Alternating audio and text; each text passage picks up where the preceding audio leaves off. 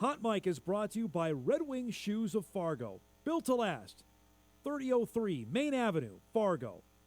Hot Mic with Dom Izzo. Really? Really, Dom? No. I like what Dom's doing. Okay. Dom Izzo. Jeez, come on, Dom. What do you think I am, a magician? Yeah, I'm fired up, Dom. What else could I say? Absolutely. It was great to get on the field, and then Dom came up to me, and I'm trying to walk away from me. I just wanted to enjoy myself out there. Hot Mic. Great job. There's got to be some kind of intelligent question about something. Izzo. Coach Dom Izzo, WDAY in Fargo, North Dakota. Can you give me a layup or something? Hot Mic. Presented by Northwestern Mutual. That program is second to none. On the networks of WDAY. You know, if it's not about sports, I find it very hard to concentrate. Here's Dom Izzo. Good morning, everybody. Welcome to Hot Mic on this Tuesday. Back in studio. Feels like we're now off vacation because yesterday we were on the road. Thanks to everybody in Waubun for hosting us. And welcome to Hot Mic on this 23rd day of June 2026. I am Dom Izzo, host of said show. Great to be back here in studio. We were out yesterday. Thanks to everybody in Waubun and Cody Mauch's Kemp for hosting us. Ben, if we could tighten that shot up just a little bit more, that'd be great. So we get that monitor out of there. That'd be great. Appreciate it. And back, I haven't been here in the studio in just a little bit, so it's nice to be back in and get back into regular rhythm, at least for a little bit, because I'm going on vacation again next week. This is the time. We were talking about it yesterday with Wade Gilbertson and Waupun, and like we got about a 2.5 week window to try and take some time off, because after the 4th of July, it is go time. I got the official email last week when I was on vacation on Mountain West Media Days, and we'll be out there 3 weeks from today. We're leaving for Las Vegas. So, yeah, once that happens, I'm here to tell you, folks, that football in summer is over. So we've got about a 10-day window. Enjoy it now. And then when that's done, that football season is officially here. So I'm here to proclaim that we've got about a 2-week time to enjoy that. But great to be back. And thanks to our guy, Sam Getzinger, for holding down the fort for me last week while I was gone. I had a couple of memorable moments, which I'll share throughout the rest of the week. We celebrated the Jackman's birthday. We had a great Father's Day as well. I made a major life decision in terms of my sports programming. After 17 years with DirecTV, I officially cut the cord last week. It is over. I have been the best part of the conversation that I had with them is that I said, I'd like to be done. And the guy on the other end says, well, okay, let's see what you got. And then says, oh, well, wow, you got a lot. Like, yeah, that's why I'm done. I've been paying $270 a month. That's time to move on. So I am officially on the YouTube train now. So we'll see how that goes, but life as a DirecTV customer is over. It was a nice ride, but once Sunday Ticket left, and obviously they had the whole Disney kerfuffle a couple of falls ago with them and Direct. I was actually ready then. People remember I was talking about it was September of 2024 that went down. It only took me to June 2026 to finally make a move. So there you have it. We got a lot to get to today. We're going to be all over the place, running some fun topics to get to here at the end of June. The NBA draft is tonight, which we'll get to in just a bit, where we thought the Timberwolves were going to be making a pick. Turns out, at least as of 9:05, they don't have a first-round pick. We'll show you why in just a second. But let's start with the Twins, who are in the midst of their biggest homestand of the year. This is the best crowds are going to be at Target Field for the next 6 days, because the Los Angeles Dodgers are at Target Field for 3 games, last night, tonight, and tomorrow. Why we can't get them on a weekend is beyond me. The weather's going to be great. So mark it down now. You're not going to see better crowds at the stadium the rest of the year. Ironically, that comes coinciding with the concession workers at Target Field going on strike, looking for better wages, better pension, the whole 9 yards. And that turned into a quagmire of epic proportion because for those that were trying to get into the game, it took forever, let alone trying to get something to eat, that the lines were huge. So if you showed up at, 6 o'clock, maybe 6:10 to get in, you missed this last night. So you missed the start of the game. And on the second pitch of the game, this guy is up. And you want to be in the seats to see this. When Shohei Ohtani hits one to Rochester, his 17th home run of the season on the second pitch of the game. Byron Buxton would answer back. The Dodgers went with a bullpen game to start. Buxton hits his 25th home run to tie the game up at 1. Same score on the top of the second. Dodgers were trying to add on to their lead. They had some trouble on the base pass, though, in terms of an injury that precluded them from adding on to their lead. So it remains a 1-1 game till Freddie Freeman, the future Hall of Famer, up, and he connects on Zebby Matthews. This is a 423-foot shot. I mean, that is bombed to center field. Makes it a 2-1 LA lead. Twins had one last chance, but they were retired meekly in the bottom of the ninth. Dodgers take game 1. 2-1 the final. 35,244. That's the number from last night. That's the one number to watch because that was the attendance at Target Field. Best of the year. Matthews, hard luck loser, went 6 innings, struck out 5, but allowed the 2 home runs to count for the 2 runs that the Dodgers would score last night. As you mentioned, the Dodgers went with a bullpen game. Now, we were expecting Joe Ryan to go tonight. He has been scratched from his start, so no Joe Ryan there. No Mick Abel coming anytime soon either. MRI showed he's got some inflammation in his elbow, so the Twins' pitching concerns, which happened on the very first day of spring training when Pablo Lopez got hurt, rolls on. Ohtani, by the way, is going to pitch Wednesday. So we don't think this concession workers deal is going to get done by Wednesday. I would leave now to set up camp to make sure you get in so you don't miss any of the game between the Twins and the Dodgers coming up on Wednesday. All right, now that was the biggest news till about 10 o'clock last night. The phone started buzzing, actually woke me up. As we are now on NBA draft day, the Washington Wizards have been on the clock since mid-May when they won the lottery. But we knew the Timberwolves were going to be active. We also knew about the Giannis Antetokounmpo trade, which we'll get to in a minute. But after the Wolves were defeated by San Antonio in 6 games, and how it played out, especially in the postseason for Julius Randle, that we sat here and talked about it the week after the season ended, that there was definitely going to be a restructuring. Tim Connelly promised it, that we can't run it back with the group that we have had for this past season. And that became official last night, that Julius Randle is no longer a member of the Minnesota Timberwolves. He was traded last night to the Brooklyn Nets, along with the 28th overall pick in the NBA draft, as part of a 3-team deal that the Wolves swung last night with the Brooklyn Nets and the Chicago Bulls.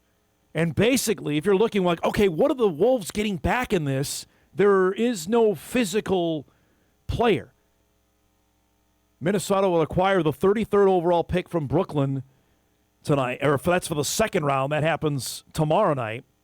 Nick Claxton is expected to join the Bulls from Brooklyn as part of the deal. What this means, twofold. The Wolves are going to save salary. It's a salary dump. This is the exact trade as it looks in graphical form. As you can see, the Wolves are going to get Mamadou Gueye, who they already have released. He's not going to be on the team. The important number, it's not the pick in the second round, which it may be, but they get the $36 million in cap relief by getting rid of Randall's contract. It's a salary dump, folks. That's exactly what it is.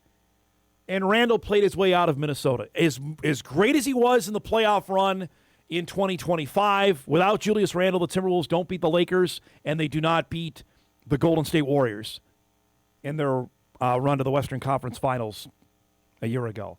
But he was not the same player once those trade rumors started going when the Giannis deal was out.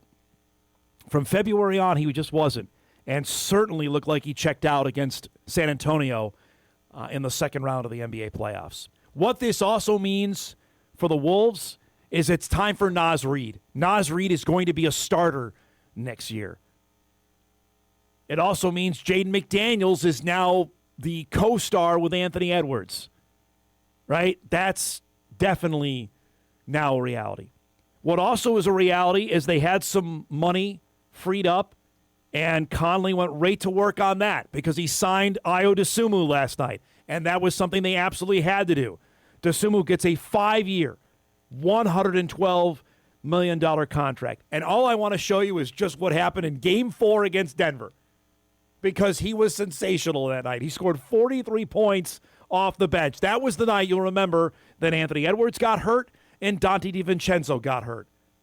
And you're thinking, all right, well, Denver's going to come back and win this, and the series is going to be tied at 2. And instead, Dosunmu went nuts, scored 43, and the Wolves won to go up 3-1. He was sensational. He really impressed, and that makes a ton of sense. That because he was going to get more than, you're going to look at that number like, whoa, 5 years, $112 million. That's the going rate for guards this day and age. You saw the numbers that have already been out there, and there's been some wild trades either presented, some have been accepted, but this is good business sense if you're the Timberwolves. So if you're, again, looking at constructing what the roster is going to look like in terms of starters, and we don't know, I wouldn't bet the farm on it that Rudy Gobert is going to be on this roster next season. He is as of 9/12. But that means you've got Anthony Edwards, you've got Dosunmu, knowing DiVincenzo isn't going to play till, let's just say April. He tore his Achilles at the end of it. I mean, I know what Jason Tatum did, but let's just be conservative here and say it's a year injury with an Achilles tear. You've somehow got to fit Terrence Shannon Jr. into the mix as well. How he played in the playoffs, it demands that he has to play. I know he can't play defense. And then you've got the young Frenchman in Béranger, who they spent a first-round pick on last year that they really like, that his time is coming. But this certainly means, Naz Reid, we believe in you. It's time for you now to be a starter. We developed you. We signed you. We paid you. Now it's time for you to be the guy. I will say this on Tim Connelly, the Wolves president of basketball ops, GM, whatever his exact title is. I have full trust in him. He does this every draft. A couple years ago, obviously, was for Dillingham and Shannon. Last year, Béranger. He's made the moves to trade Karl Anthony Towns. And I know I've heard the scuttlebutt out of ESPN this morning that is Anthony Edwards thrilled that now traded Cat. Now Randall's gone, but I think Randall played his way out. Clock is ticking on this team. Knowing full well, San Antonio is going to be there. Oklahoma City is not going anywhere. The Wolves have to be prepared to be bold. We'll see if they make another move. Derek White's name is out there, the point guard of the Boston Celtics. The Wolves need a point guard. Is that something that happens tonight? We'll find out with the NBA draft coming up in about 10 hours' time.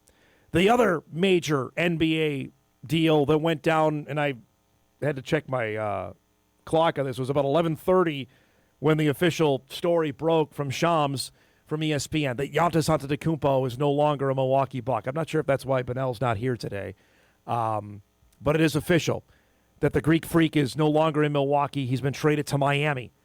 This is the specifics here, and it's a lot that the Heat are giving up Tyler Hero, that he's going to Milwaukee. You see the number 13 pick in the draft tonight. So Miami will make the pick for Milwaukee. It's the dumbest thing. I do not understand why the NBA doesn't make this happen. You see first-round pick swaps in 31 and 33, a pick swap in 30, a second-round pick in 2033. Bobby Portis also going with Giannis to Miami. It ends a run where became a international superstar in Milwaukee, Wisconsin. Of course, led the Bucks to the NBA championship in the shortened 2021 season after COVID put the previous year in the bubble. They beat the Suns in 6 games to win the NBA title in 2021. And it just, Milwaukee now pairs Giannis with our guy Andrew Wiggins down there. That makes for an interesting team there with the Heat. But that's the biggest move so far. Wolves have been active. The Bucks have been active. And with the draft tonight, I'm sure there's more moves to come. We have a packed guest lineup here on this Tuesday morning. Glad you're joining us to get your day started, which is brought to us by Northwestern Mutual. Coming up at 9:35, we'll be visiting with one of our great friends. John Clark will join us, the newly minted member of the Minnesota Football Coaches Hall of Fame. He is HOF now after a tremendous career. It's not done by any stretch of the imagination, but he'll join us to start our show at 9:35. Excited to visit with John, the head coach of the Mahnomen-Waubun Thunderbirds. At 10 o'clock, Jason Kemp will join us, head coach of the Dragon men's basketball team. Been another busy offseason for the Dragons. Year 2 for Coach Kemp. He is a Milwaukee guy, so we'll have to get his thoughts on Giannis being dealt. I'm sure he's dealing with it today, so we'll talk with Coach Kemp about that at 10 o'clock. And the rest of our hour is filled with 2 great North Dakota women's basketball products. One is Marlee Falcon from Bismarck Legacy. Last night she announced her commitment to play in the Summit League of the University of South Dakota. She will join us in anticipation of her senior season for the Falcons, or for the Sabres, excuse me, as she will now go up against her former teammate, Brooklyn Felkley, who plays at South Dakota State. We'll talk with Marlee about that coming up at 10:15. And at 10:35, Jocelyn Schiller will join us from North Dakota State. The Bison women were in the Dominican for about 10 days. They had a chance to practice before that. We'll have a chance to visit with Jocelyn about what that trip was like, and bonding and get ready for a new season, her second year with the Bison. That's coming up at 10:35. So a lot to get to here over the next hour and 40 minutes or so. We'll take our first break. We come back. I will admit it, World Cup fever has gripped me in ways I never imagined. We'll update you on what happened yesterday and look ahead to the rest of the week. Hot Mike is off and rolling. Back after this on WDAY Extra, KSFL, KMBN, and Inforum.com.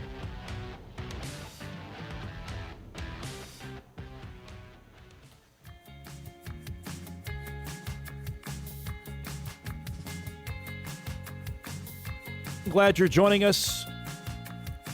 Lots to get to here. John Clark going to join us from Mahnomen-Waubun in about 10 minutes' time.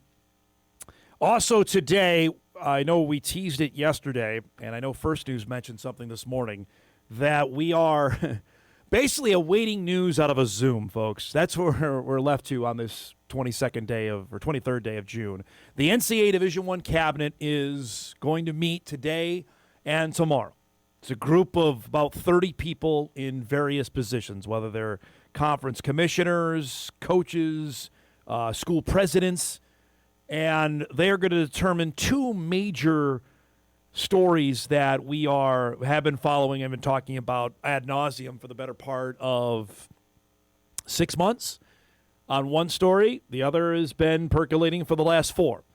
The first major story is the 5-for-5 eligibility new proposal that has a ton of momentum behind it and certainly looks like it's going to pass. And that would mean for incoming athletes that are starting college in August that the new clock will now be wiped away, and now you get 5 years to compete.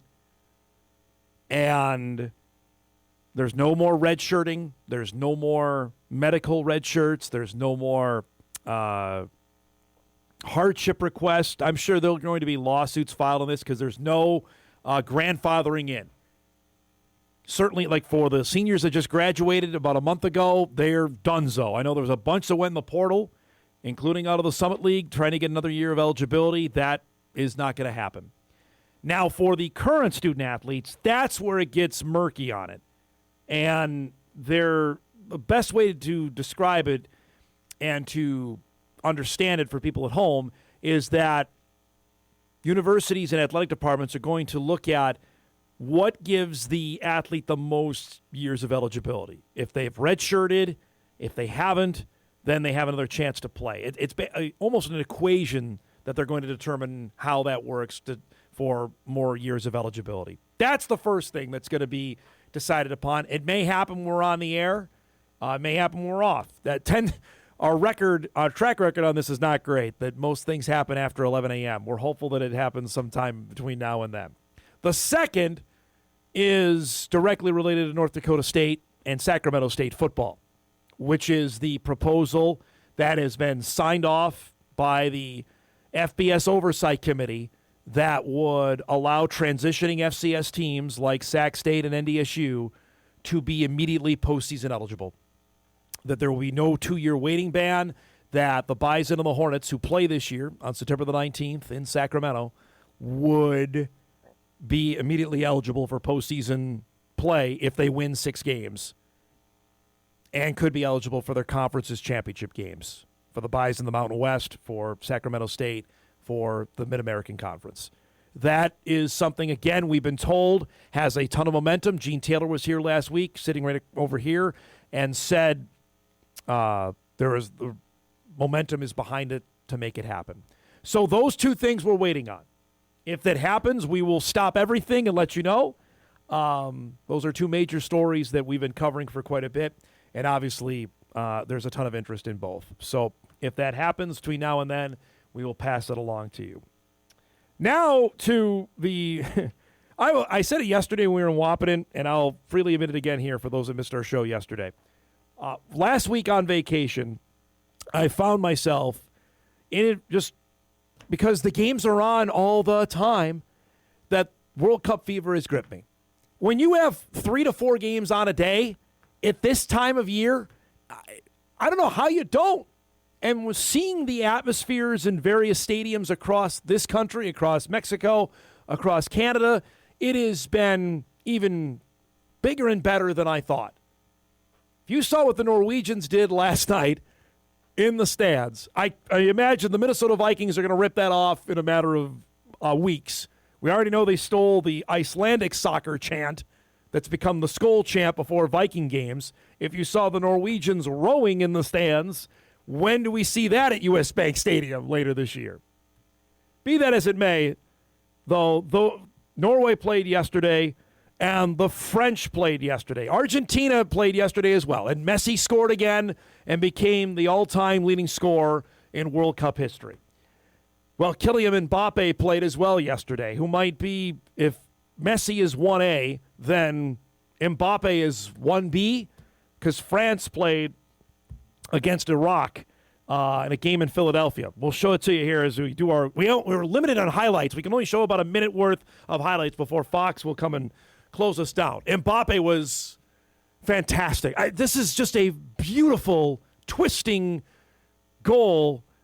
And then the rain came, and they had to stop for 2 hours because of thunderstorms in the area. And when they resumed, I'm not quite sure what this is from Iraq in their goaltending.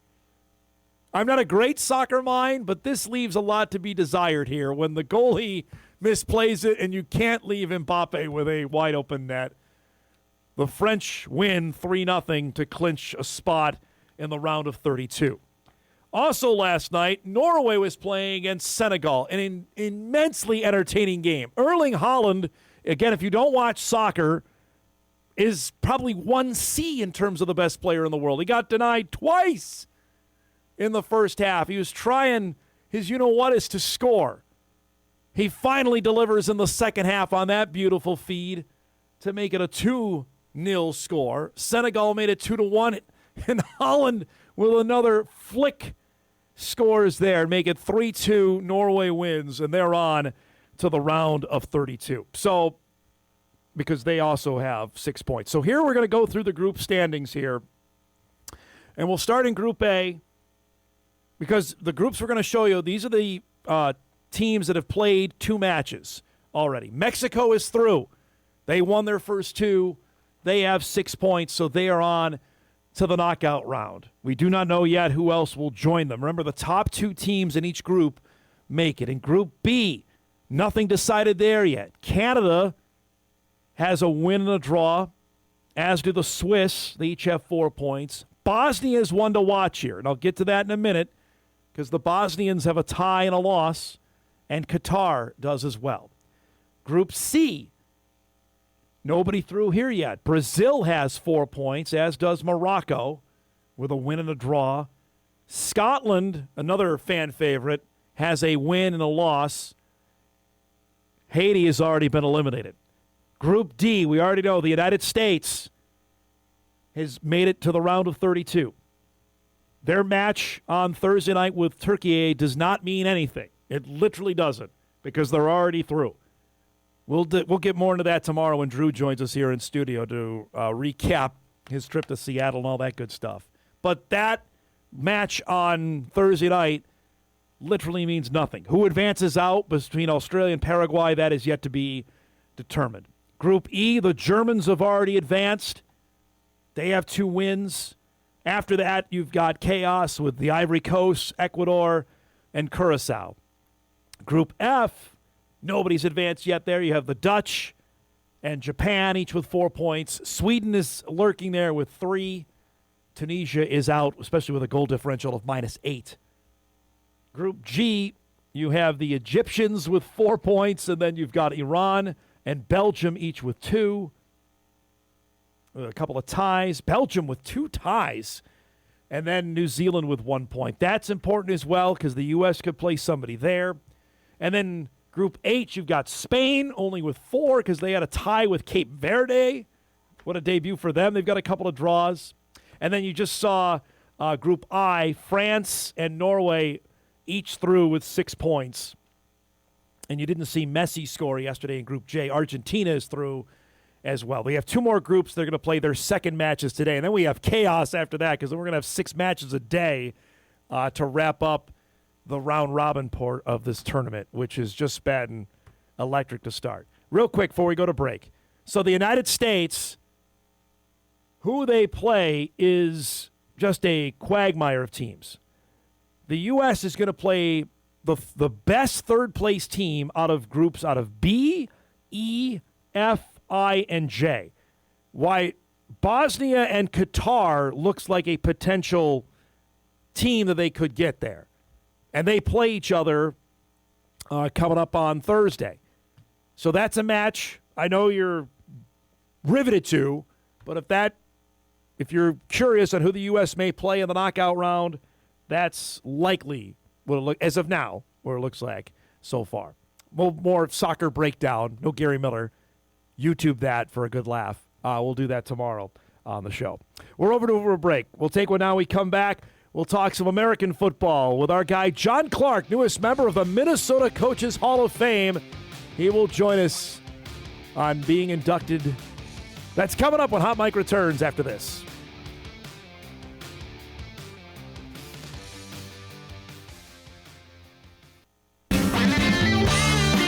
This is Hot Mike with Dom Izzo, presented by Northwestern Mutual. Welcome back, everybody. Off and rolling here on this Tuesday morning edition of Hot Mike. Jason Kemp, MSUM men's basketball coach, will join us about a half hour. There's no time when we don't talk football on this show, especially if it's the end of June. It's always a good time, and especially with our next guest, who is one of the best high school football coaches around. And you don't need me to say that, because the Minnesota Football Coaches Association inducted John Clark Jr. into their Hall of Fame just a couple months ago, and the Mahnomen-Waubun superstar joins us here today to chat about that and all things football here on this Tuesday morning. It's great to see you. Congratulations. No one deserves it more. You got to tell, you were just telling me off air how you found out about how this went down. Oh, a fellow coach, Peter Natz from Holly, who should be in the Hall of Fame himself, and probably will be shortly. He called me for some information about my coaching career. Then I got my wheels spinning. Well, what the hell you want that for? Why are you being so nosy? And then he told me what he was doing. So, I appreciate that, and got a call from the big wigs at the high school, at the Coaches Association, and had a little banquet in March where, me and 5 other guys went in, and that was awesome. So, yeah, really just a really cool honor. And, I tell people that I accept it on behalf of our coaching staff, though, and more importantly, a lot of players that have come through our program that are the reason why we have the success we do. All right, so did you have to give a whole speech and everything? I did, Dom. I did, and most people probably prepare for their big speech when it's their time. Me, not so much. May have had a few libations and had some ideas, and then just started spitting out some truths and some stories, and it went well. I got a lot of compliments, and I got some folks that probably didn't get the speech, but that's okay too. You know what? That's sometimes the best, just to wing it, man, and speak from the heart, which I'm sure that's exactly what you did that night. Yeah, it was. And for me, it was hard because I started out talking about my family, and then I looked over and my daughter, Hallie, had tears in her eyes, and I thought, oh, no, here I'm going to get choked up in front of all these big, tough football coaches. But I think I made a wisecrack about my brother, and I snapped out of it, and that helped me get on with the rest of the speech. All right, so take me back to just the genesis of coaching. Obviously, it's in your family. Your dad's such an unbelievable coach as well. Was this automatically ingrained, or did you set out on your own path and then coaching came to you? No, I think growing up, I had parents that let my brother and we played every sport possible, and they were classic. They hauled us all over the country to play baseball and basketball, and I can't fix a thing on a car, Dom, or build anything out of wood, because my father would tell me, go play with your brother, go play ball, get out of my hair. He wouldn't show me how to fix anything, so I blame him for that. But I do thank him for that. I also had an uncle that coached, and I spent a lot of summers with him. He was a single guy, and he I don't know how many times he rebounded for me or pitched us balls as kids, and let us try to hit home runs over the fence at the old Ogama ballpark there. So those two were the biggest influences in my life growing up, and they were coaches, and I loved what they did, but I got a kick out of hearing other people talk about them. And things they said and how they remembered that. And it always stuck with me. Boy, those guys remember what he said then and what they did, and, the respect they got. So I think that's kind of what put me into coaching mode at an early age. So what do you remember that first game as a head coach? Did you give the greatest speech ever? Do you remember anything about game number 1? I think you have these great plans, and you're going to say this and you're going to say that. And first game, you're so darn nervous. Yeah, you're just hoping not to pee or poop your pants in front of the team, Dom. That's how nervous I was. And I might have been so fired up, I broke my watch. I punched my pen or something. I think I broke my watch, and luckily we got a win. So we got through that first one, and then it got a lot easier after that. But yeah, it was interesting, that's for sure. Did you get a new watch?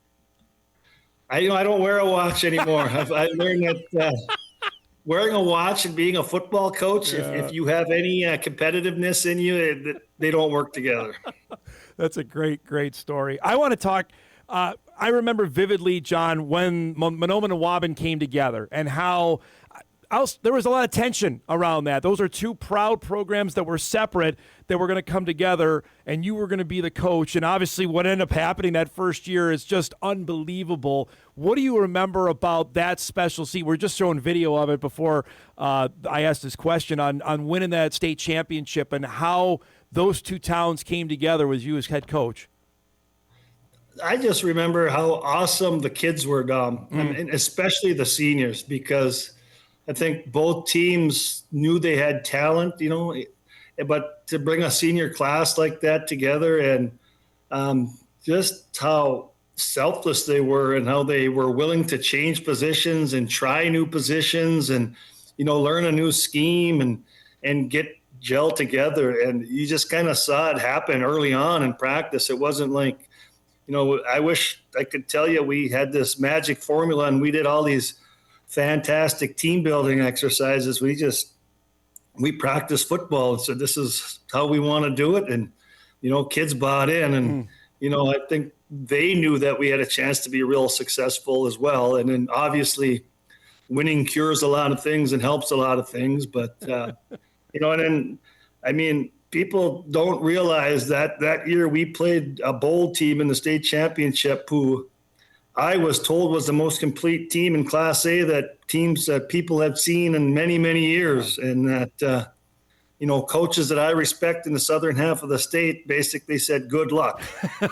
And, and we knew how good they were. Obviously you get film on them and, you try to find a weakness and we really didn't. But, our kids played so well that game and we won every important play. And, we gave some up, but they hung in there and they stuck together. And, and then to be able to hug your father who had coached for 50 years and your brother who was on the coaching staff, who was the head coach. And then, your other coaches that have been lifelong friends. So, and the community roar. Yes. I remember the roar in that U.S. Bank Stadium when Jaden Heisler forced that fumble and recovered it. And the roar was just amazing. And it was replay at the time, so they had to replay it. And I'm talking to the ref on our side, what's it look like? And they showed the replay and the roar came again.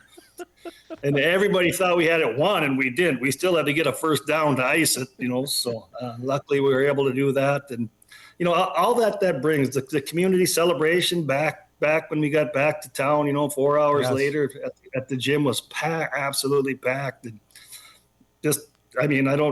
it's stuff movies are made of, I guess. This is impossible to answer, but if you guys don't win that first year, do you think the co-op, that tension lingered, John? I guess is the best way. I know it's impossible to answer, but do you think it would have lingered had you guys not won that first year?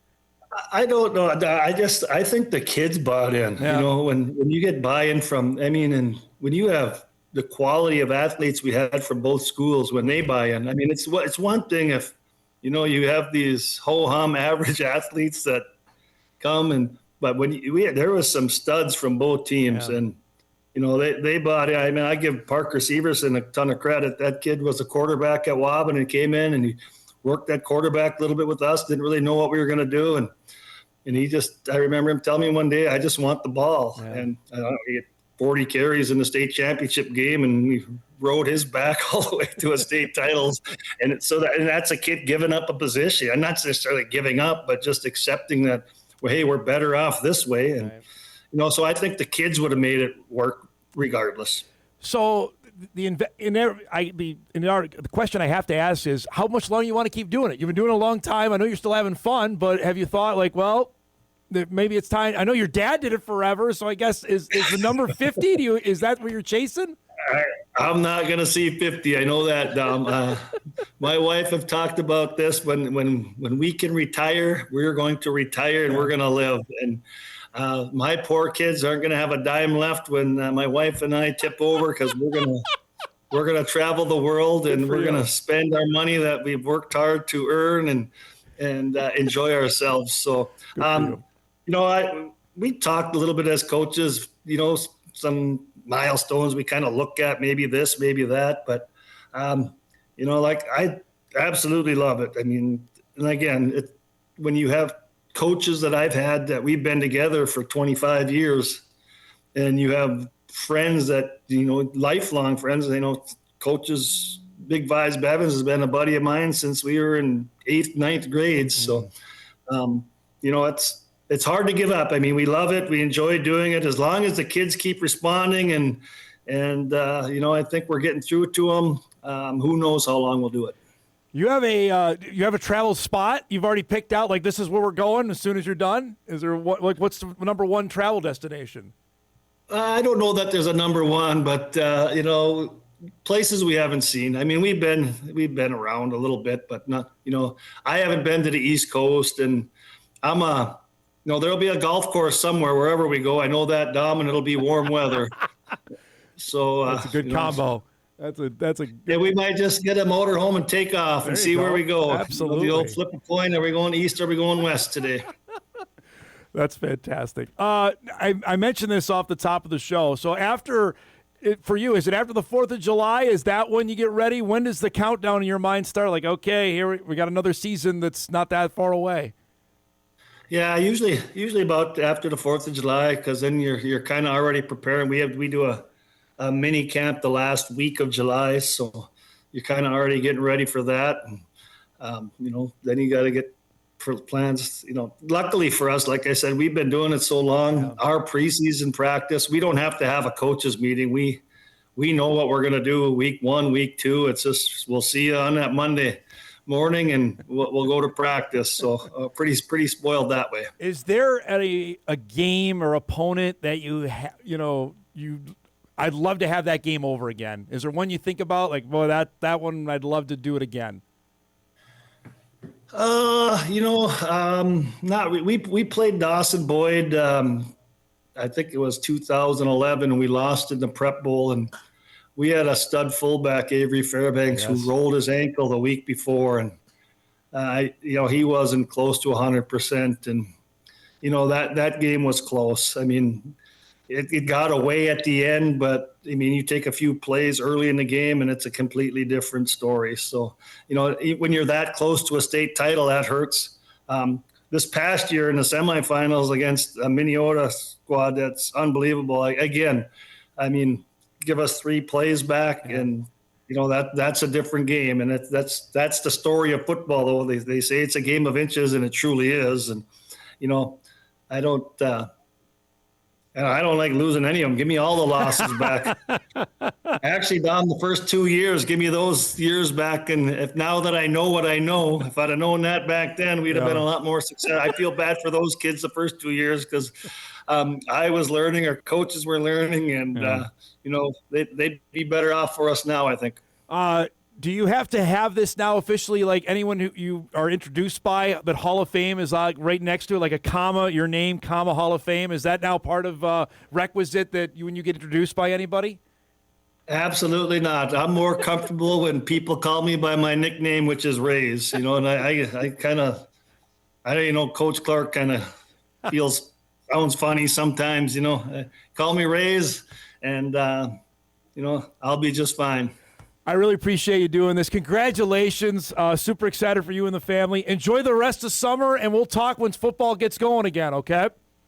You bet. Thank you for having me, Dom. Good to see you. There he goes, John Clark Jr., now newly minted member of the Minnesota Football Coaches Hall of Fame. No one deserves it more. 238 career wins, 3 state championships. You saw the most recent that happened there, 2018. That was that first year of the co-op between Mahnomen-Waubun. I remember I was anchoring the sports those days, and I remember vividly when we went up there for one of the last meetings they were having, like, okay, this is going to be a thing, and how packed the gym was. And Waubun had its own proud program, which obviously John's dad was a coach there, his brother as well, and now they were joining. And that first year, they were a juggernaut. They won 13-0. They won the state championship, and ever since – now you can't separate one without the other, and John's been the head of that for a lot of wins, and no one's earned that more. We appreciate him joining here this morning. All right, we'll break. Come back. We'll wrap up our first hour. Jason Kemp coming up. We got a big basketball hour in hour 2 here on this Tuesday morning. Hot Mike rolls on. Back on WDAY Extra right after this.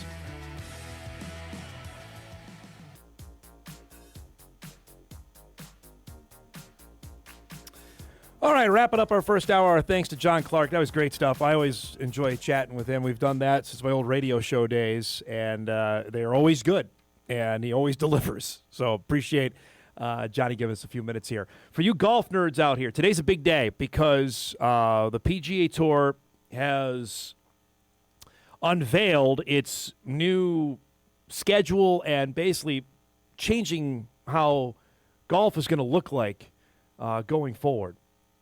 Which we have promotion, relegation, match play, I'll try and summarize as best I can. It says it's going to introduce the PGA Tour Championship Series, the best players in the world competing head-to-head with 23 to 24 events running from approximately February to August.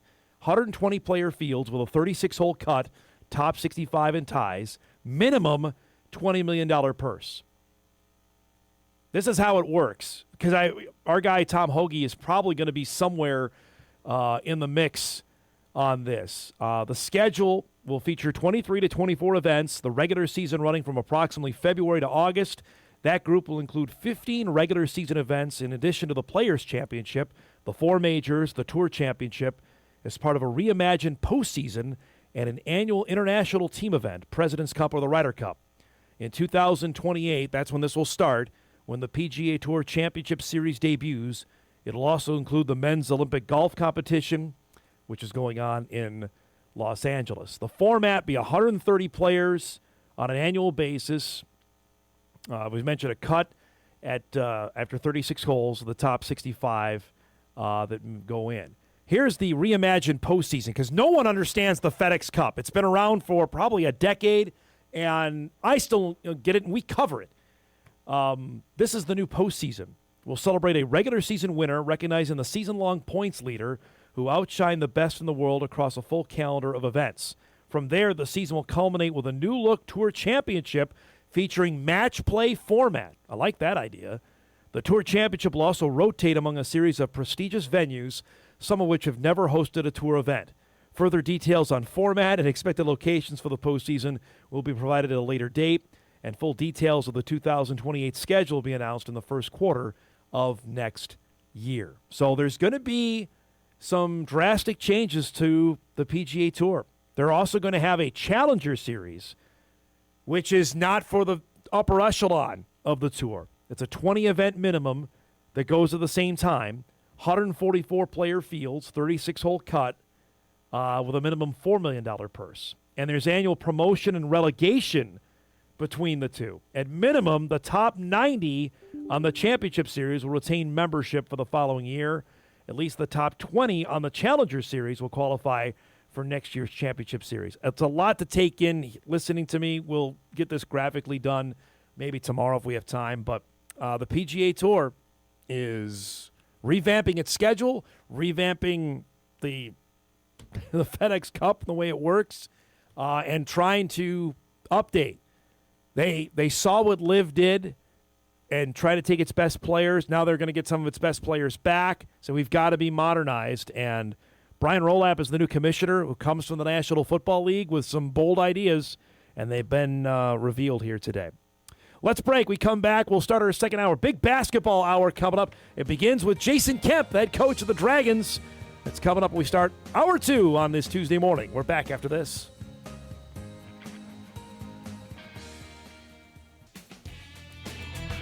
This is Hot Mic with Dom Izzo, presented by Northwestern Mutual.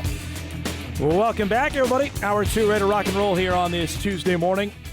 Marlee Falcon will join us about 15 minutes from Bismarck Legacy after announcing her commitment to play at South Dakota last night. We'll do that here in just a little bit. Big basketball hour begins with a chance to visit with our guy Jason Kemp, head coach of the MSU Moorhead men's basketball team, as the Dragons in the midst of reconstructing a roster again, such as time, not just Division I, certainly happens in Division II. I have to start, though. You're a Wisconsin guy. I know how much you love the Bucks. Give us your Giannis trade breakdown thoughts.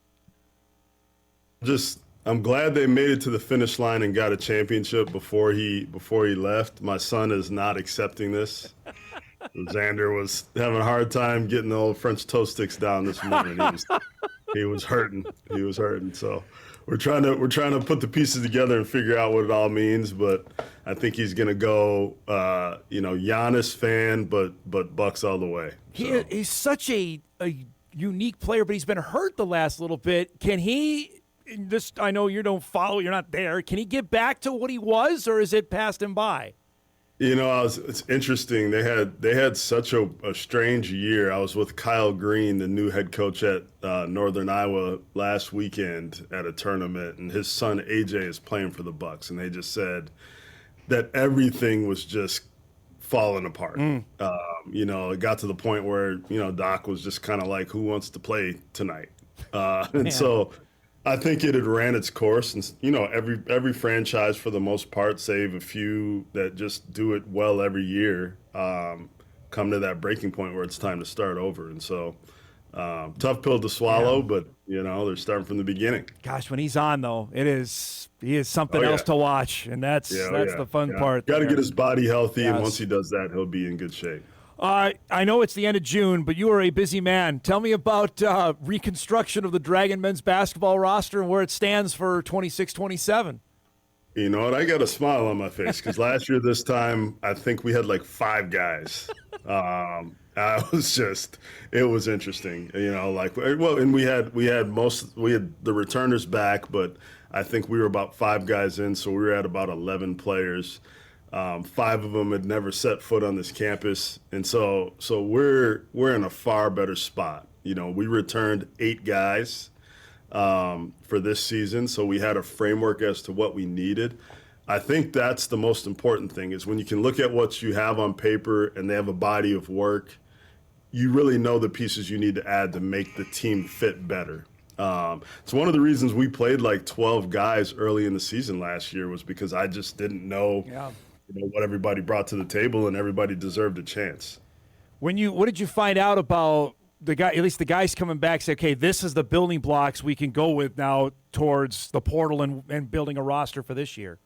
Yeah, well, the most important thing is that I know now that I had a point guard and a 5. If you look at, any of the great teams that I've been a part of in coaching, you knew who your point guard was going to be. You knew who your 5-man was going to be, whether it was Ron Simmons, Antonio Campbell at Ohio, Ben Woodside, Luke Mormon, Lawrence Alexander, Marshall Bjorklund. Like, we always knew who those guys were going to be. And so with Issa El-Amin and now with Adam Jenkins coming back and also a player that we signed, Kevin Anthony, who's from Lindenwood, a Division I school in St. Louis, like we know those spots are good to go. And then we've also got some depth from a ball handling standpoint with guys like Nashawn Holmes and Garrett Nisley, who's a freshman, who's going to be phenomenal.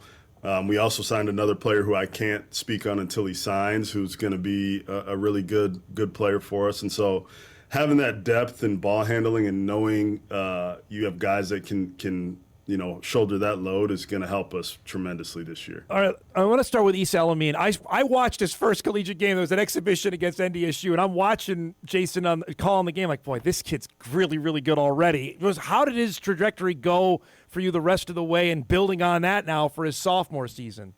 Yeah, it went from talented and inefficient to mature and extremely efficient at the end of the year. And it was so pronounced, the trajectory, you literally could see it as we went throughout the year, to the point where I was like, well, it's been a fun ride.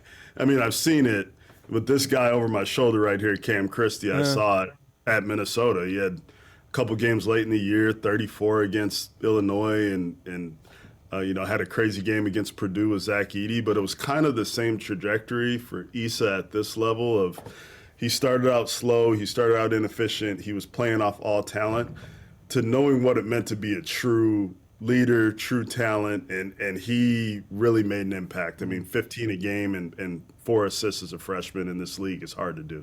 You mentioned Kevin Anthony, 6'11". That is a large human. Tell me about what you saw on tape, what he can bring to your squad this coming year. Well, obviously, I'll start with, sitting down with Issa during this season. That's one of the things I try to do is I try to have open conversations about what people's plans are. And both with me and Issa and Khalid, his father, we talked about what it's going to look like. Are you going to, see what's out there? Or are you thinking you want to come back? And so it was kind of both, to be quite honest. And so we started looking at the framework of, okay, what are you going to need to move this thing to the next level? Because your point guard is the head of the snake. And the first thing that came out of his mouth was, I want another big guy that can catch a lob. And so when I'm talking to Kevin, he was entertaining some Division I options. And I said to him, what are you looking for in your next place? Like, what do you need to take your game to the next level? And he said, do your guards throw lobs? That was the first thing he said. I was like, you're our guy. You are our guy. I immediately called Issa and I said, I found your guy. So it was a great match for us. I think what he brings is just a dynamic, versatile player that can play in ball screens. He can operate on the perimeter, and he has an elite feel in ball screens. He can get behind the defense. He can play in the short roll where point guards can throw that pocket pass. He's a phenomenal athlete at 6'11" that can play above the rim. Like, that's not something you typically see in the NSIC. We're heading to Bismarck for our next guest, so I want to end our conversation with a Bismarck kid you got in from. You mentioned Garrett Nisley from Bismarck Century, who's a tremendous player off a state championship. What can, again, as a freshman though, going into that league, you just talked about what Issa did. What do you make of what Garrett can bring to your squad this coming year? Yeah, last year we prioritized age and experience because we were so late in the process that we took a lot of Division I players that had played 4 or 5 years. This year we prioritized winning and competing. That's it. Like, when we watch these guys, we're going to take some freshmen, and if we're going to play them, they have to have a competitive spirit like no other. Like, they have to believe in themselves. They have to know they can get the job done from year one. And they have to be winners. They have to have a body of work that proves that they can win. And so in Garrett, you're getting a guy that's played in a winning program for a winning coach, an all-state player that's won the state championship. And you could say that about the other guys. Like, had it not been for Garrett, Beckett Fowl may have won the state championship with West Fargo, because they played against each other. And so you got another winner right there. And then, Lincoln Rogers, who signed with us from, he was Gatorade Player of the Year in the state of Montana, won the state championship on a step-back three-pointer. And so you've got a core group of guys, and obviously we've got Kai Holmes coming in from out west, but you've got a core group of guys there that all are winners, that aren't afraid of the moment, that aren't afraid to compete, and that's what you need to win in this league. I like Beckett Fowle's game a lot. He's just an athlete, just how you tantalize, like, boy, I don't know, we could do a lot of different things with him. Yeah, he's kind of a jack of all trades, and he's going to develop in our program for sure. I think the thing that stands out to me is just how quick twitch he is on both ends. Both ends. He's quick twitch guarding the ball, quick twitch in passing lanes, quick twitch driving the ball to the basket. And I think that's a major advantage at this level. The speed and athleticism can really help you. We got to let you go because I don't want Nemzik burning down around you there. I don't know what you so I don't want you to get in trouble, man. But if that renovation comes into play, then burn baby burn. But we actually have a good facility over here. But that'd be nice. So. It's great to catch up. Have a great summer, and we'll talk soon. Okay. All right, take care. Good to see you, bud. There he is, Jason Kemp, head coach of the MSUM men's basketball team. Dragons been busy adding a couple of local players, and excited to see what that group looks like coming up this upcoming fall. Let's break. We'll keep the basketball chatter going. We mentioned we're going to Bismarck. Marlee Falcon will join us when we come back. Bismarck Legacy standout announced her commitment to go to Vermillion, South Dakota to play with the Coyotes. That's coming up when we return.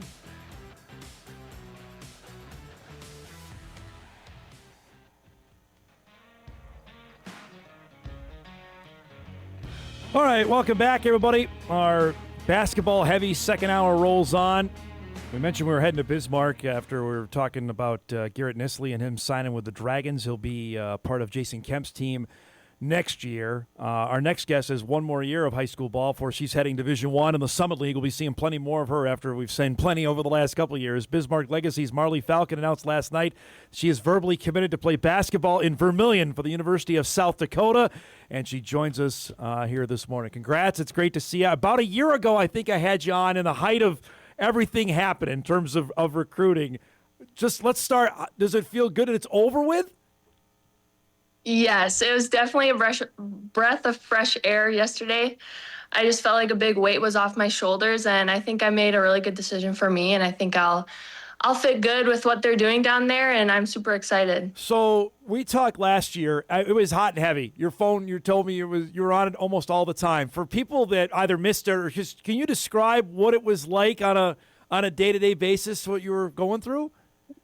Yeah, I mean, I would probably have 2 to 3 calls every day, so I would just have to, schedule those. And I just feel like, I mean, not that I can't be like free in the summer, hang out with my friends, but I just felt like I needed to do those first before I can like enjoy myself. So it was a lot. So I'm really glad it's over, actually. It's a lot to be dealing with at 15, 16, 17 years old. There's adults my age that probably couldn't deal with it. Tell us about Vermilion and Coach Amy. What stood out about South Dakota to say this was the spot for me?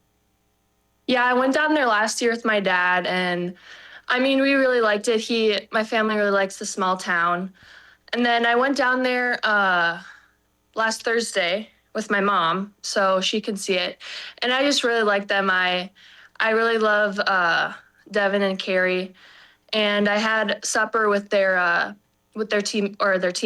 All the girls were super nice. So I can't wait to go down there and join them. So was that an on-the-spot commitment, Marlee, or did you wait and call? Nope. So I went down there Thursday, and then I had practice in Sioux Falls for my AU Friday, and then a tournament Saturday, Sunday, and then I did it Monday. What was that phone call commitment like, and what was the reaction on the other end? So I just texted Devin, and I was like, my dad has a few questions. Can we hop on FaceTime real quick? And I had my sister in there too, so I think they had a feeling. But I was wearing a different sweatshirt, and then I went out of the frame, and then I put a USD sweatshirt on, and then I said, I'm excited to be a Yote, and they were super excited. I have it on my Instagram story, their reaction, so people could go check that out. That's awesome. So does this morning feel like a 1,000-pound elephant is off your shoulders? Yes, very much so, yeah. So if I would have told you this, 2 years ago when it started, this was what it going to be like, would you have believed me that this was how this was going to play out? No, I mean, they were my second offer, so I didn't really think I would be going there just because it was like so early, but yeah. So, I mean, the Summit League, full well, it's here. What excites you about playing in that and knowing full well you're not, I know you told me when we talked last year, staying close to home was important to you, about the fact that you're not far from home and you get to play against North Dakota State, South Dakota State, and North Dakota.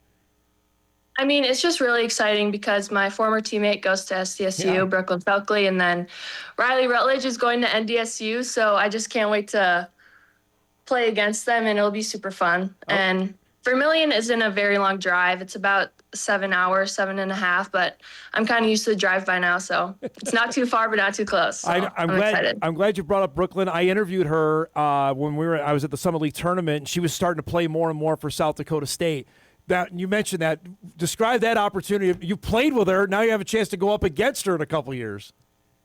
Yeah, I mean, I see her on Instagram all the time, and I'm just excited to do the same thing. I mean, she was an awesome basketball player, but even more better person. So I can't wait to go up against her, say hi, all of that. So.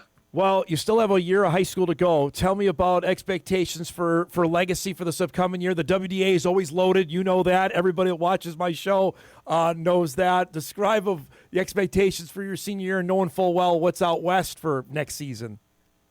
I mean, I think we should do better than what we did last year just because we only lost 2 seniors. None of them started. So, I mean, I really do have high expectations for my team, and we're doing some team camps this summer. So hopefully we can get better by better day. So, and knowing Lily Bell's gone, Maggie Fricky's gone, that there's there might be an opportunity for somebody else to do something out west now. Yeah, I mean, when it was senior night, we went up to Minot, and everybody's like, "Oh my gosh, finally!" It's like since 7th grade they were playing varsity. So, but yeah.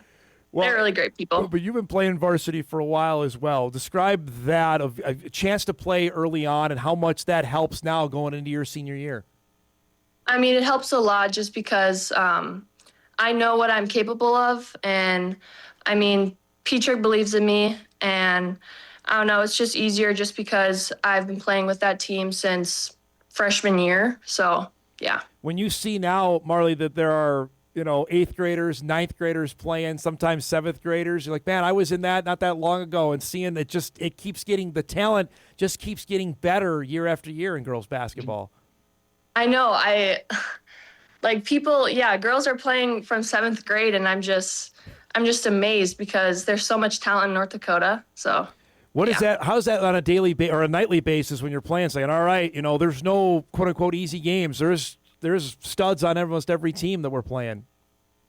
Yeah, every team is loaded this year, and I mean that's a good thing, but yeah, it's going to be a challenging year, but I have high expectations for us. So now this is over and done with. Did you celebrate last night? Did you have any plans? Or do you do that coming up? What did you do to celebrate, I guess? I mean, after the FaceTime, we just had supper with my family, but that's about it. Is the celebration that it's over? Yes. Yeah. That was the whole celebration. Did you have other trips planned, or in terms of recruiting, or is this change your whole summer plans? I guess is what I'm trying to ask. Does that change what you had planned now that you've committed and now it can be done with? I was gonna go down to Creighton a couple weeks ago, but that didn't work out. So that was probably the only visit that I was gonna do before committing, but that didn't work out. So do you still have a couple? What's your AAU schedule like? Is that done, or you still have that still to come here this summer? Nope, we have 3 more tournaments. Okay. We go to Minneapolis this weekend, and then Cincinnati, and I couldn't tell you the third one. Somewhere far. You've played that. What is that like, knowing you're playing against elite competition? There are high-level college coaches in the stands. Is that nerve-wracking, excitement, a little bit of both? I mean, I really love playing competitive teams, but I feel like when I wasn't committed, I always have to say, I need to play good. There's college coaches, but since I'm committed, again, it's just a breath of fresh air. I don't have to worry about playing good. I mean, obviously I still want to play to my, But. Well, I got to imagine it's nerve-wracking, right? Knowing, hey, I want to show out here, and knowing who's in the stands, right? Yeah, very nerve-wracking, but I'm excited that it's all done. So now you just let it rip? We're going to see shoot 10 threes a game now for the rest of AAU ball? Is that what we're planning? Yep. What are you working on the most to get ready for your senior year? I would probably say more down low, because I feel like I'll have to do that for my school team too, not just a shooting guard.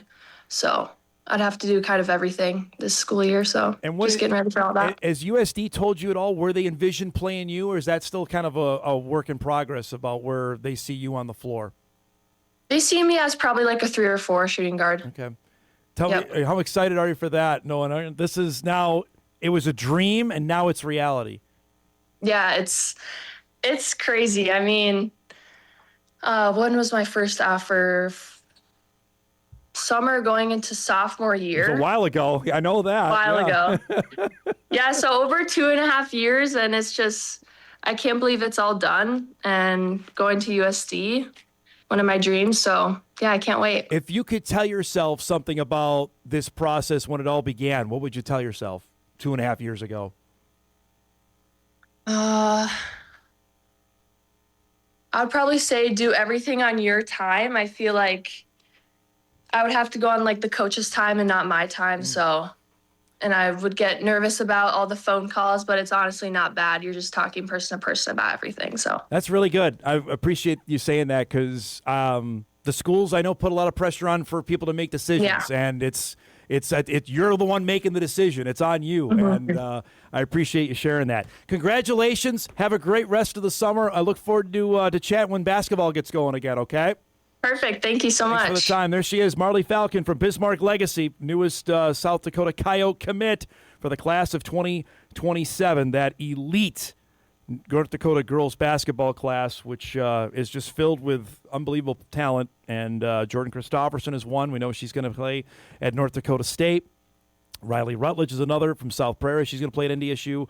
Marlee Falcon will play at South Dakota. Marlee had a bunch of offers as well, and she will play on the Summit League next year for the Coyotes. Appreciate her joining this morning. She can shoot tall, 6'2", and you saw the highlights from That was state tournament a couple years ago when it was here in Fargo that she filled it up for the Sabres, and that was on a team that she was playing with Brooklyn Felkley. And if you watched Summit League basketball this past year and saw Felkley get better as the year went on with South Dakota State, and she's bound for big things now with Brooklyn Meyer finally moving on from the Jackrabbits, that there's another Brooklyn that could be taken over in the middle for SDSU this upcoming year. But that'll be fun to watch in the years down the road between the Jacks and the Coyotes. All right, bottom of the hour. We're due for a break. We'll keep it up with another pretty good North Dakota girls basketball player. Now, heading her third year with the Bison women. Jocelyn Schiller joins us about NDSU heading to the Dominican. That's coming up when we come back.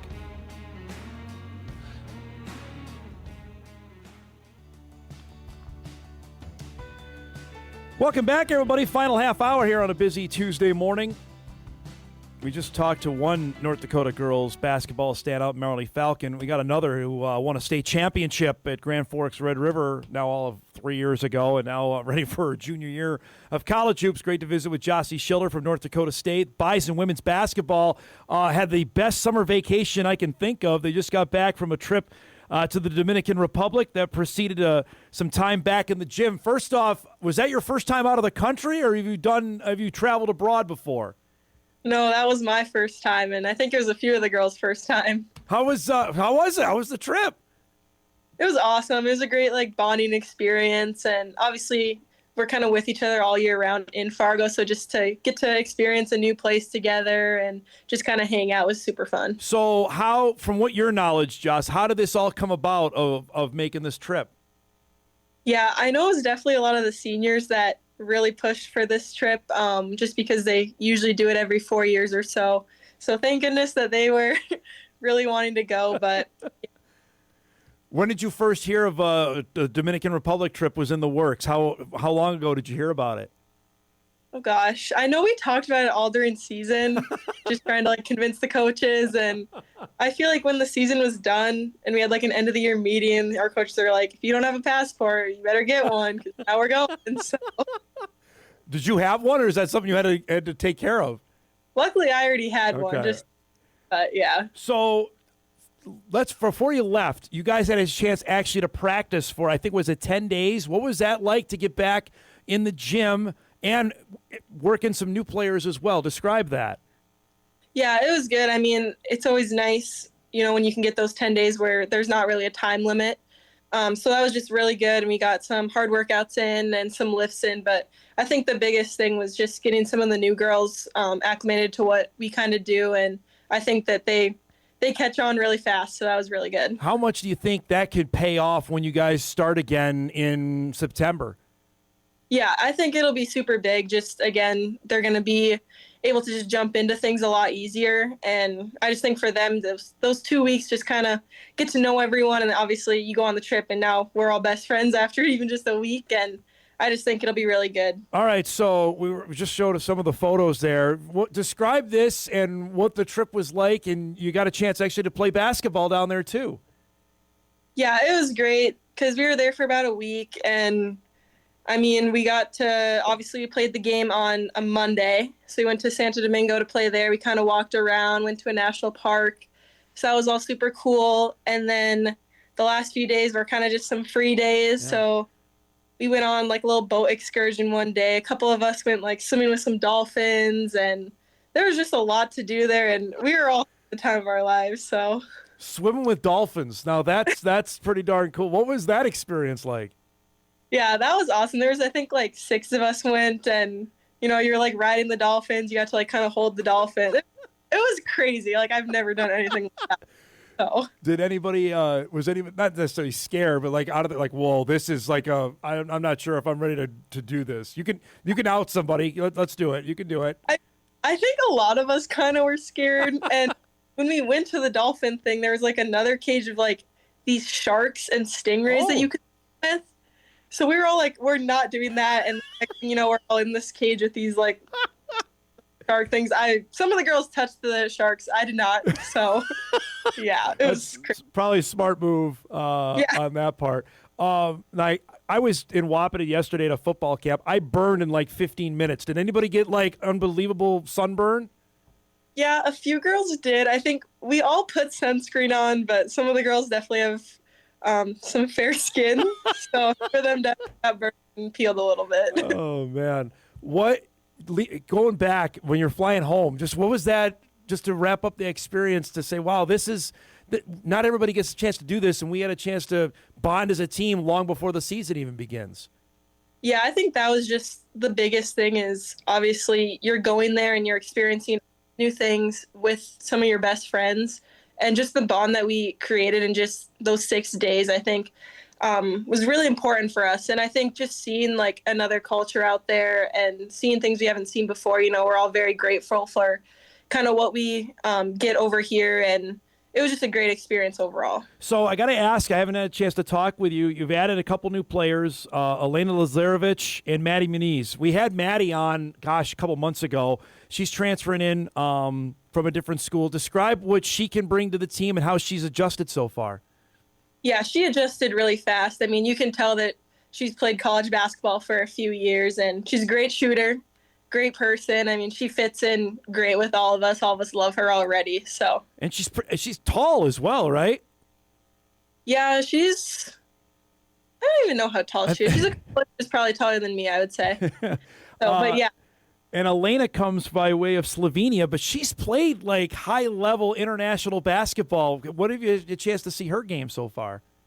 Yeah, well, she wasn't able to actually play in the Dominican, but just from what like our coaches have told us, we know she's going to help us. She's tall, and again, she fits in. She's awesome, super funny, so she'll be a good fit. So to add that in with mostly everybody coming back, I mean, you were in this position last year of the newbie. How does it feel now to you're part of this and you know exactly what's been going on? Yeah, I mean, I feel like that year, I feel like I've been at NDSU now like my whole time, and I feel like I ever was a transfer. So I think just being there for these new girls and kind of just making sure they all feel comfortable like I did. And I just think that they're going to have so much fun and really love this whole team. How much does this change from this time last year? Not necessarily, you weren't, because you play college basketball, but it's a new experience where now you feel like you have a head start and the whole team does as well because you had a chance to go make this trip. Yeah, for sure. Our whole team, I think we're so connected on the court already, even just 10 practices and then that week down there. But I just think, we're going to be really ahead at this point. And kind of like I said, like I'm not the new person anymore and we don't have too many new people. So it's really easy to just get going on everything. So does this change the summer plans that you did this? Like when will you normally be back in the gym? And is that later now because you went on this trip? Yeah. So usually we're in the gym like kind of June, July, those 2 months. But with this, we kind of came back end of May into beginning of June. Now we have a couple weeks off. We'll come back after the 4th of July, hit it hard all of July, do a bunch of camps for the community down there, and then we'll have August off one more time. All right, I get the sense that you can't sit still. Is that accurate, or are you actually putting your feet up now that you have a little bit of a break? I would say that the break was while we were in the Dominican. I think it was a great break. We all loved it. But now we're all definitely getting back to work just on our own, and yeah. So are you putting how many? Do you have a set amount of shots you want to put up a day? Are you like that, or what do you do to work out now when you're not with the team? Yeah, usually I'll lift. I think it's about 3 times a week. We have a packet, and then I'll usually go kind of shoot in the morning, and then I'll usually shoot with my dad like later in the week, which that's super fun to get to do again because I kind of did that all through high school. So can he still shoot it or what? He doesn't really shoot too much. He can. He's all right, but he's kind of just there to coach me up a little bit. He's rebounding, honestly. That's it, correct? Yep, rebounding, telling me, oh, well, you need to fix this a little bit. And I'm like, yep, I do. Thanks. So a couple last things here. I know you did your camp last year in Castleton last summer. Are you planning on doing something similar again this year? Yeah, I am. I'm going to do it it's like the first week of August, so it's like a Tuesday again. So what was that experience like, and to go back and do it again? It was great. I just really loved getting to meet like all those young girls and for them to like choose to come to my camp. There's so many camps out there all throughout the summer. And it was really nice just to kind of give back to the community around Fargo that they were so great to me, especially this year. And I'm just super excited to kind of get to teach the younger generation some new things to work on and just to see where they go. Do you remember the first camp or first impactful camp that you went to? Yeah, I mean, I went to so many different camps. I know there was one like in Northwood when I was like in like 3rd or 4th grade. And I think those like smaller town kind of camps are a little bit more like personal. So that's what I'm really excited again. Castleton's not a huge town, but you get these groups from all these small towns around to just talk to them about their season, and all of that is super fun. You've done so many sports. Was it then when basketball took hold and say, okay, this is my first love, or was it later in life? I think I always kind of knew that basketball was what I wanted to do. I think it was about 4th grade is when I really realized, like, yeah, this is what I'm going to want to do when I'm older. But again, I love to play all the different sports. I didn't really want to be just a one sport athlete in, middle school, high school, and things like that. But I definitely always knew it was going to be basketball. So we have not chatted since the end of the season, and this is going to be a bad memory. I want to go back to the regular season finale. I get to the shack, and you're in a walking boot. What happened that day? Give us the full story now. Yeah, so we were just in shoot around. I think there was like 7 minutes left on the clock, and we were just going through the plays that the other team was going to run. And I don't even think I stepped on anyone's foot. I just sprained my ankle really bad. And yeah, I tried to get up, couldn't get up. And I kind of knew that just was not going to be good. So, and yeah, it wasn't great. Obviously I played in the Summit League tournament, and then I didn't practice all postseason. I was out with all of that. And I didn't even actually play down in the Dominican just because we didn't want to risk anything at that point, but I'll be good in July. So I'm excited for that. But it was just basically a really bad bone bruising on each side, kind of all over, just something that for me, I just really didn't like because there's nothing I could do to speed up the process. I kind of just had to sit out for a long time and watch my teammates and things like that. So that wasn't great, but I'm excited for July when I'll be able to actually get back into it. Would it have been better, Joss, to have broken it? Would that have been to actually heal quicker? Well, that's what I was like saying with my parents. At first they thought I just like tore some ligaments and we just surgery on that, different things, or even a break where at least I can just start strengthening it and just get it kind of done with. But it was just, a long process of just kind of sitting around and waiting. And there wasn't a specific timeline of, it's going to take a month and you'll be good, or it could take 3 to 4 months. We're in June and it happened in February. So when it was clear, obviously it affected you. How much do you think it affected you? Like, what percentage would you say, like the game with South Dakota State in the Summit League Championship, what would you say you were at that day? Yeah, not very good. Yeah. When I look back, I have some pictures of even the day we played St. Thomas that night, kind of what it looked like going into SDSU. I was definitely nervous. I was kind of trying to just run. Yeah. Takes me 5 minutes to even get going. Couldn't really shoot free throws too well. That was the weirdest pain. But yeah, maybe 50% at that point. By the end of the game, I took off the ankle tape and it's just kind of throbbing. But there's nothing you can do. I had to play, and I wanted to play really bad for my team. So, well, there was no way you were not going to play. That was my next point, right? There was nothing. It was going to take something really serious for you not to be on the floor for that game. Exactly. I've never missed a game in my entire life until the UND and Omaha game. So, and I wanted to play an Omaha game. My coach is like, we'll dress you. You can warm up, but if we don't need you, we're not playing you. And obviously, it's hard, but I definitely got to learn.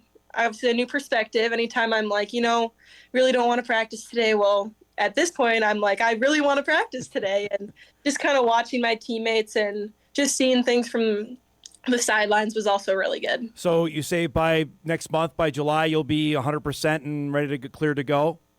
Yeah, I was actually just talking to Jory the other day about how I'm excited. I think I'm good. We're going to get going, and he's super excited too. It has to be just incredibly frustrating because it's not like a break. Like, you're just basically pain tolerance, correct?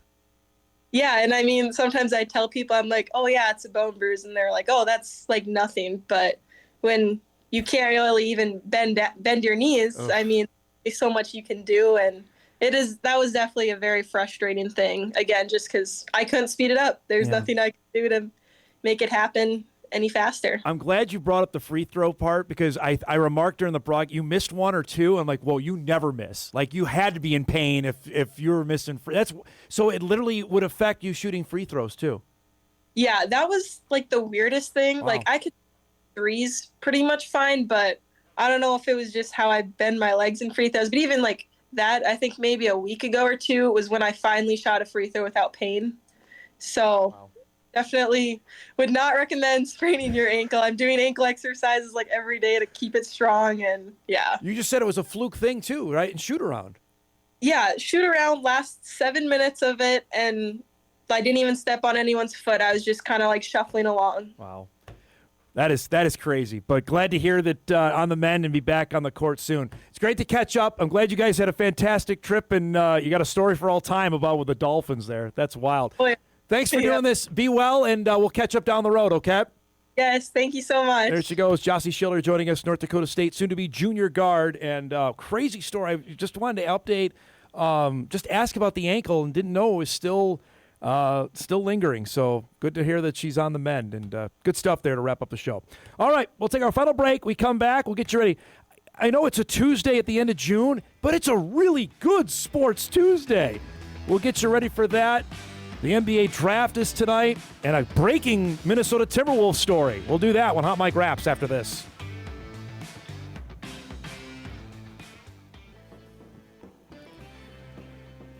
All right, wrapping things up here on this Tuesday morning. Packed show.